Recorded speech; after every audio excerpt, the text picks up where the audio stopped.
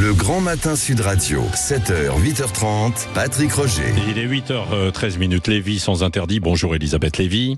Bonjour Patrick, bonjour à tous. Alors vous revenez sur la note de Jérôme Fourquet. Vous savez, Jérôme Fourquet qui travaille à l'IFOP et puis qui a déjà rédigé plusieurs livres sur l'état de la France. Il dresse un tableau assez accablant de l'économie française. C'était dans le Figaro hier, Elisabeth. Oui, à la fin on a tendance à se dire que c'est mort mais passons. Le titre de cette note, c'est l'État guichet, un modèle à bout de souffle dans une France qui a cessé de produire, mais ça aurait pu être la France soviétisée. Oui Patrick, nous vivons dans une réalité parallèle, presque aussi fantasmée que le plan quinquennal de Staline. La production de richesse, elle ne dépend pas de capacités individuelles et collectives concrètes, mais d'une décision d'en haut à la fin. Il suffit d'ajouter des zéros à la dette et on est à l'équilibre. Tout ça est superbe. La différence avec l'URSS, bien sûr, c'est que Big Brother est gentil et il peut vivre à crédit. Alors, ce modèle que Fourquet appelle stato-consumériste est assumé par tous les gouvernements. Droite-gauche chante depuis 50 ans. Il articule deux tendances. La première, c'est une tendance lourde, c'est la croyance séculaire dans la toute-puissance de l'État qui, il est vrai, a construit la nation en France.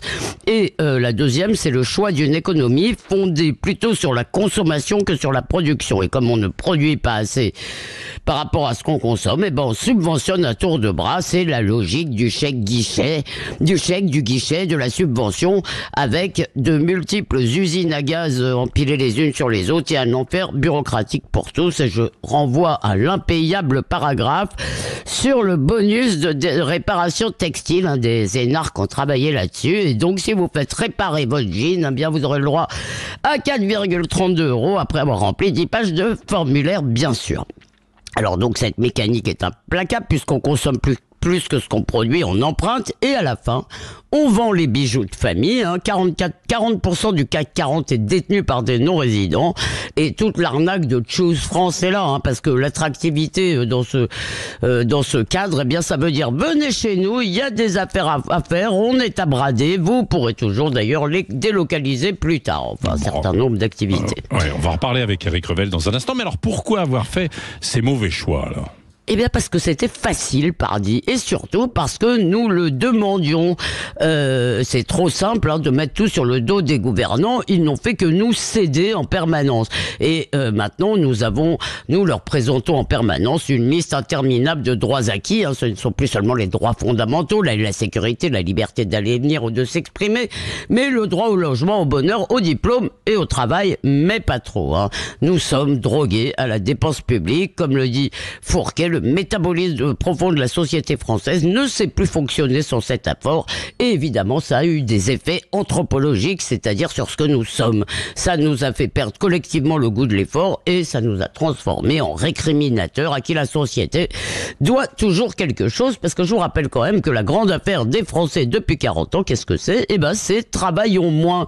Nous hurlons à la mort pour 6 mois de travail en plus, c'était la loi retraite, ou pour 10 € d'alloc en moins, le psychodrame sur les APL, et nous habillons tous ces ressentiments et ces réclamations de grande considération sur l'égalité, la véritable obsession française. Ce mensonge orwellien d'un pays qui peut s'affranchir des règles communes a été accepté, encouragé par les électeurs. Si nous sortons de l'histoire, Patrick, c'est bien parce que depuis 40 ans, nous préférons tous nous raconter des histoires. Merci Elisabeth Lévy.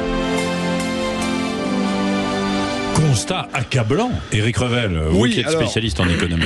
Alors la très longue tribune de Jérôme Fourquet dans le Figaro est très intéressante. Une note, Alors il faut savoir quand même que le modèle économique français, contrairement par exemple à l'Allemagne, il n'est pas basé sur les exportations, mais sur la consommation. C'est historique. En France, c'est la consommation des ménages qui est le premier moteur de la croissance française. Ça veut dire que oui, les gouvernements se sont endettés pour que la consommation ait un niveau élevé, puisque c'est ce qui allumait la croissance française. Le problème, comme l'a très bien dit Elisabeth, c'est qu'on s'est endetté. On a dans le même temps délocalisé des industries. Et dans la démonstration de Fourquet dans cette tribune, il y a un point qui m'a sauté aux yeux, et je me suis dit, mais c'est bien sûr, il a raison. C'est que au rythme où les industries quittaient les territoires français, sont venues s'installer des enseignes de la grande distribution. Et Fourquet dit de manière très juste qu'aujourd'hui, la grande distribution, et c'est tout le paradoxe, puisqu'on est un modèle de consommation, donc la grande distribution, c'est elle qui vous vend le dentifrice, les patates et les betteraves. Eh bien, la grande distribution a pris la place dans les territoires de l'industrie qui n'existe plus ou quasiment plus en France. Et ce qui est très marrant aussi, c'est qu'il dit, parce qu'oubliez pas que la TVA, c'est le premier impôt en France, et il dit, et la grande distribution est devenue le collecteur en chef de la TVA pour l'État. Vous voyez, donc il y a un espèce de modèle qui est à bout de souffle, stato-consumériste, dit Fourquet, qui est très bien décrit dans ce papier. Et comme ce modèle est à bout de souffle, eh ben, avec des finances publiques catastrophiques, Fourquet dit en gros, alors Elisabeth l'a dit en commençant son papier, c'est peut-être fichu, on est peut-être à la fin d'un modèle économique et la croissance française est en train de s'effondrer. Oui, complètement. Aminel Khatmi, un commentaire? Oui, je suis un peu... Vous suivez... se moque de la tête complètement... désolé, hein.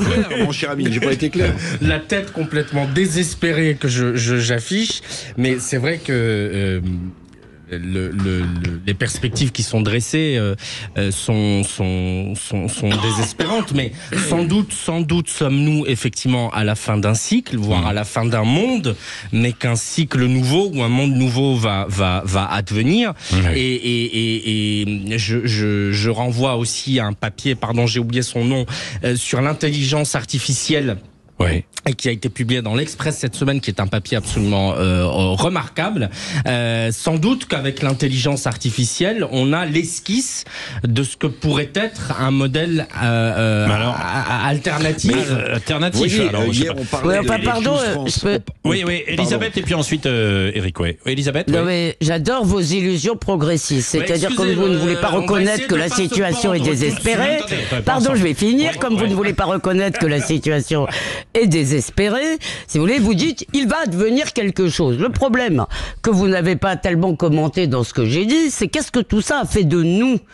C'est-à-dire, enfin, je sais pas si vous vous rendez compte, on supprime la culture générale dans les concours, on supprime les notes dès qu'on le peut. Vous arrivez, moi j'ai une cousine qui a une boîte en Suisse, quand des Français arrivent pour être recrutés, la première chose qu'ils disent c'est on a combien de vacances et si je me barre j'ai le droit à quoi. Si vous voulez, ça nous a transformés. Il y a véritablement on méprise l'effort en France. On considère que l'État, si vous voulez, il y a un rapport à l'État qui est psychanalytique. Qu'est-ce que vous vouliez dire sur l'intelligence artificielle, Eric Revel, par rapport à ce que disait Aminel Khatmi? Parmi les 15 milliards d'euros qui ont été annoncés hier par le Mozart de l'investissement, par Emmanuel Macron, dans le cadre de Choose France, vous avez vu qu'il y a beaucoup d'investissements de la part des GAFAM, Microsoft, 4 milliards, Amazon et autres. Ce que je veux dire, c'est que dans le papier de Fourquet, il démontre aussi un point fondamental, c'est que pourquoi notre balance commerciale est tellement déficitaire?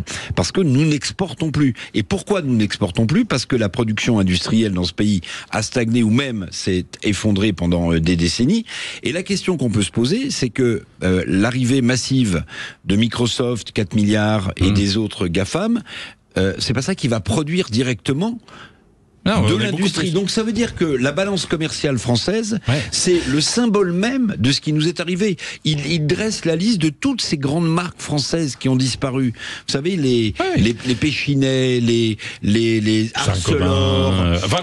Ça a été refondé. Tout ça a disparu. Ces grandes marques à l'époque, Alcatel. Oui, tout ça a été vendu, Club Med. Étrangères. Tout a été vendu. Et voilà, en fait, c'est ça. On est dans une situation économique très compliquée. Oui, c'est vrai. C'est de la distribution d'une façon générale qui remplace l'industrie. Vous parlez de l'industrie, mais c'est exactement la même chose avec l'agriculture, quoi. Allez, dans un instant, nous revenons. Les émeutes là-bas, du côté de la Nouvelle-Calédonie, on en a parlé dans le journal. On va l'évoquer en fait dans un instant, et puis on va aussi revenir sur la conduite. Conduisez comme des hommes. Ça, c'est pour Elisabeth. Ah bah oui, c'est pour Elisabeth. Ça, dans un instant.